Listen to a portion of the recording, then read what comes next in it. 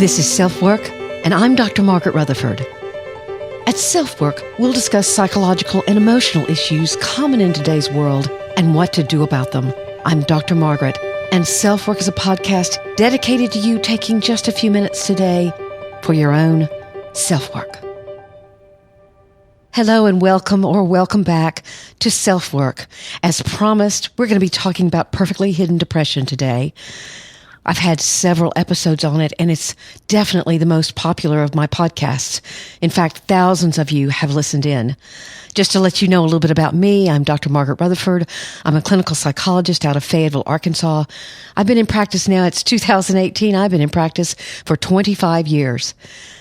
And I love what I do. And I decided when I started podcasting last year that I wanted to expand the walls of my practice to include people who weren't sitting in front of me on the sofa or in a chair. It's not always a sofa. Maybe people who are already interested in therapy, perhaps seeing a psychologist or a mental health practitioner, but also to people who might never have even thought about it, but are curious about what someone like me might have to say. Today, again, we're talking about something I'm very passionate about, perfectly hidden depression, and I have some great news that I want to share with you. But I probably can't do it till another couple of podcast episodes because there's no signature on the dotted line quite as of yet, but something that I'm extremely grateful for and honored by has happened. And you'll be the first to know as soon as I can talk about it. If you identify today with perfectly hidden depression, I'd love to hear from you. My email is askdrmargaret at drmargaretrutherford.com. All of that is confidential, and I will get back with you. But today we're going to be talking about the process of change in perfectly hidden depression. How do you actually take off your mask and start being who you know yourself to be? I've come up with some basic steps that are really involved in any healing, but there are very specific directions for someone with perfectly hidden depression. The overall structure of that healing is what I've termed the 5 C's of healing. Then we'll get back to what's more specific about perfectly hidden depression, what I call a deconstruction process. Basically, you don't want to blow up the whole building, meaning yourself, in trying to change. You want to change one thing at a time. We'll talk more about that. Our regular feature, an email from a listener, is from a listener today whose spouse told them that they still love them, but they aren't in love with them. And how do you handle that? So welcome to SelfWork. Today, we're going to be talking about perfectly hidden depression and taking off that mask.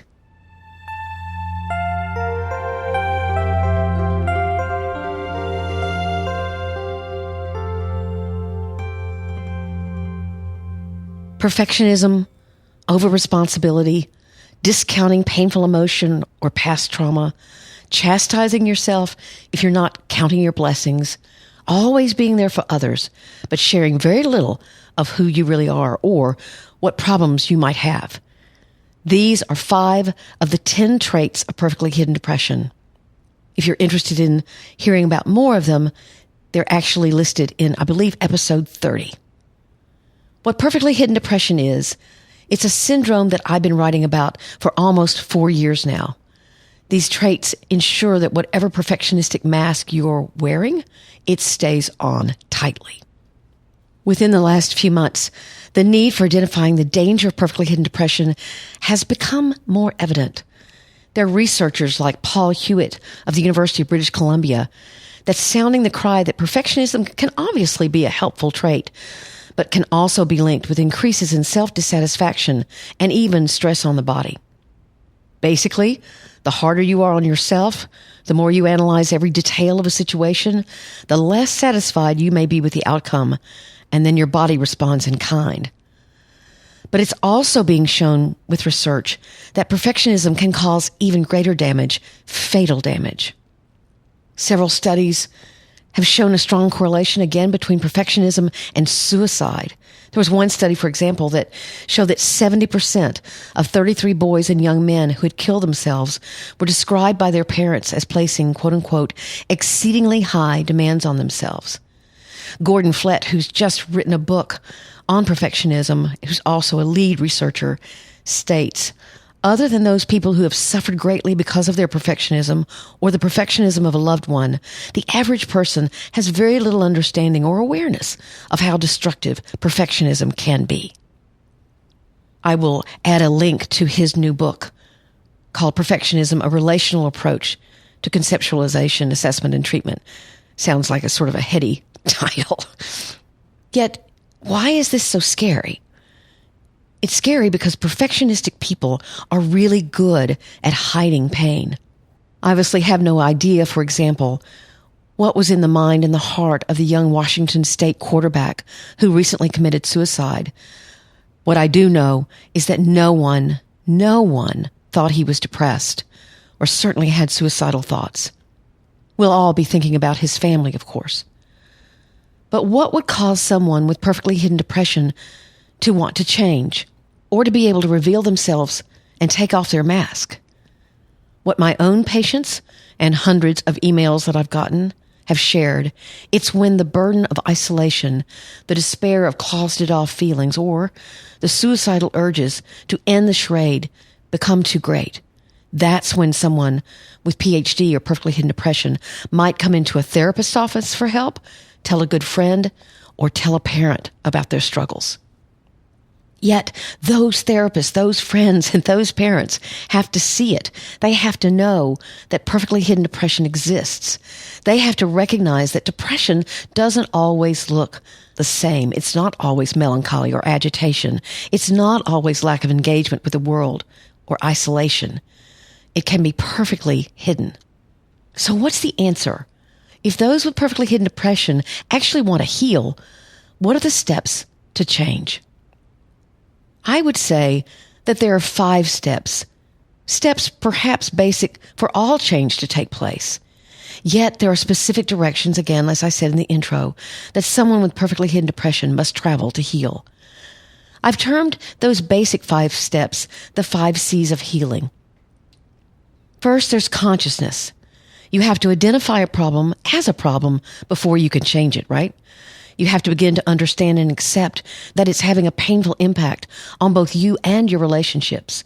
And then specifically with perfectly hidden depression, you have to recognize that you've been hiding your true experience of life for years, creating instead a persona that looks good to others and has served to keep you safe. So we go from consciousness to commitment. So this second step, commitment, is a process that will be difficult and not only involve change with yourself, but change with others. For someone with perfectly hidden depression, there can be immense fear experienced during this stage, which has to be confronted and worked through, or that fear will get in the way of treatment actually working, or whether you're being treated by someone or you're simply trying to help yourself get better. The more fear you have, the more you sense that you may lose a lot of things, then that fear can overwhelm you. So we go from commitment to connection. This is connection with emotions, perhaps long unrecognized or accepted, especially with perfectly hidden depression.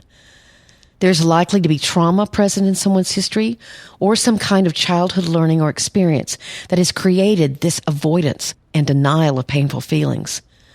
The goal becomes to unravel what has been over-compartmentalized and stuffed away for many years. Then almost at the same time, the 4th step is taking shape, confrontation. This is confrontation of irrational beliefs, denial, avoidance, whatever is holding you back from moving in a direction where you can grow. Learning how to have more control of where your mind can take you is a vital skill for anyone, and especially for someone whose perfectionistic and highly critical yardstick is constantly present, its voice measuring each word and each action. During steps 3 and 4, again, that is connection and confrontation, there is an ongoing process that I've termed in the treatment for perfectly hidden depression called deconstruction and reconstruction. So before you think that's too complicated, think about the old game of pickup sticks or the more recent one of Jenga. The strategy to win involves a careful assessment of what stick or what Jenga piece you can remove without the entire thing crashing down around you. Someone with perfectly hidden depression faces this very challenge. You decide where to begin the change, and slowly and with compassion for yourself, take down the persona piece by piece and replace it or reconstruct it with a healthier, more open, and more vulnerable self. So what exactly does this sound like? When deconstruction is beginning, I hear words like this from my patients. In fact, I'm practically quoting a couple of them, actually. Well, this isn't really a big deal, but I wanted you to know that I stopped myself from changing the subject like I've always done before. Instead, I told my husband I was getting mad. I actually told him how I was feeling. So you can hear this change. It's basically the confrontation of the habit to avoid conflict and to stay hidden. Here's one more example. This may not really matter all that much, but I looked at some old pictures last week. I was 6. The first thought I had was how many mistakes that child would make. How it would be better if he could stay a child. Why is that the thing that comes to mind? And tears came to my patient's eyes. In this example, you can hear the growing awareness of that highly critical perfectionism, and you can feel the sadness that that connection brings. Now, you'll notice that both of these people discounted these changes. They seemed small. And yet, these very small realizations and beginning risks are huge for someone with perfectly hidden depression. It is through these small risks that that mask slowly begins to erode. And what's the 5th step? The 5th step is simply change. Change in what you do, in what you say, in what you feel, which is where you get your hope. You can see that you aren't trapped by your past and that you can look ahead to a future without feeling so lonely and disconnected.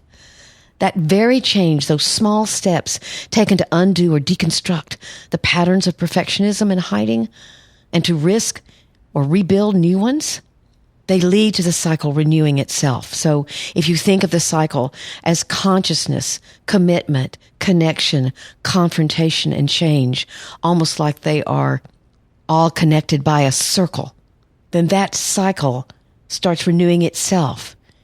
Each change leads to more consciousness, more commitment, more connection, more confrontation, and more compassion for yourself and others. What I like to tell my patients is that it's kind of like going on a hike that you've never been on. You've got a map, but you really don't know where you exactly want to go. And you make the decisions of where you want to go by the travel itself, by the hiking. The journey itself begins to change what you think. You may get tired. You may have renewed energy. You may get lost. So all of that, you learn as you go. And that's a lot what this work is like, because you're trying to take off that mask and you really don't know how that's going to feel until you begin doing it. It's been there a long time. But what can be so freeing is there can be no longer a need for that mask and that hiding. So just once again, to recap, from consciousness, commitment, connection, confrontation, and then change. Those are the basic steps of healing, and then perfectly hidden depression has its own very specific struggles within that change cycle. I'll be talking more about the actual specifics in future podcasts. Also, if you wonder where you might fit on the PhD spectrum, there is a questionnaire in, I believe, episode 3. Now, if you go there and listen to episode 3, or there'll be a link on my show notes as well, please know that I was doing my own editing back then. And so it's a little probably primitive, but it has the information.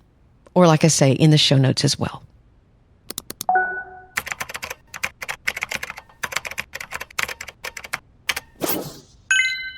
Our email from a listener today is short and sweet. Good day. My wife and I have recently separated, and I've been told she loves me, but is not in love.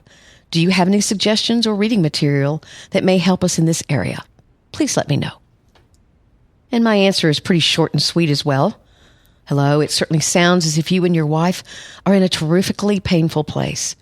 I've written on this topic, as it's common for someone to say that in my office or to say that that's what's happened to them.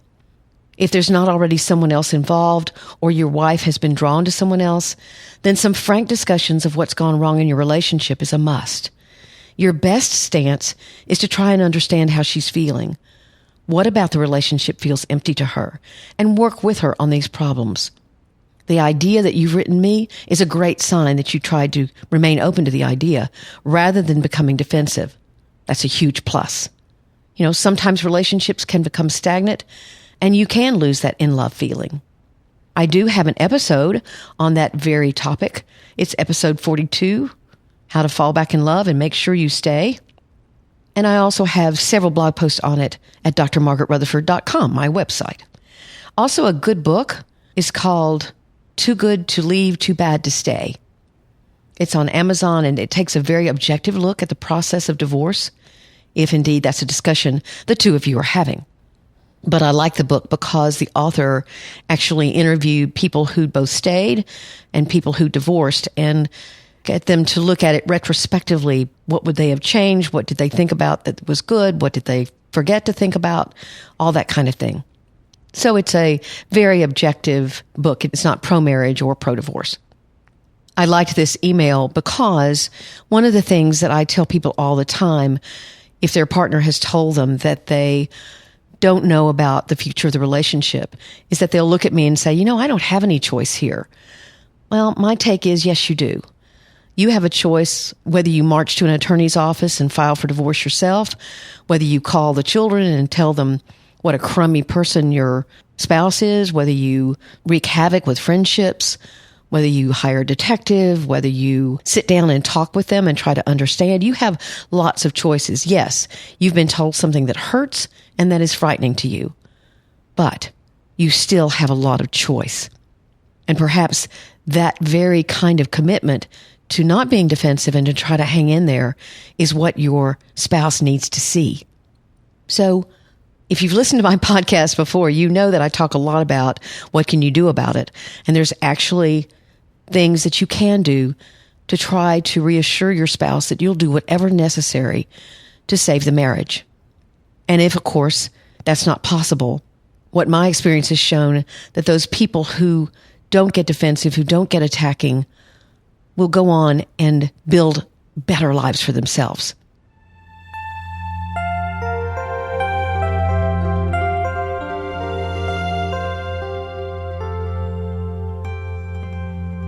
I'd love for more of you to write me. My email is askdrmargaret at drmargaretrutherford.com. It's very confidential, and I will answer you. So far, I'm not getting so many that I can't answer them, but they're coming in more and more frequently, which I love because I have no way of knowing who you are. The only statistics that are available to me are where you're from. And at this point, it's wonderful to see I've got people from all over the world listening. But there are other ways to get in touch with me. Again, my website is drmargaretrutherford.com. I'm on Twitter at Dr_Margaret. I'm on Instagram. There are plenty of ways to reach out to me. And thank you so much to the handful of people who have gotten on iTunes and left me a rating since I last podcast. I really, really appreciate it. In fact, I'm very grateful. Love for you to write more reviews in that gives people a little more information than simply a rating. But whatever you have time for is great. And you can do all of that anonymously as well. You can do that on iTunes, or you can do that anywhere you listen.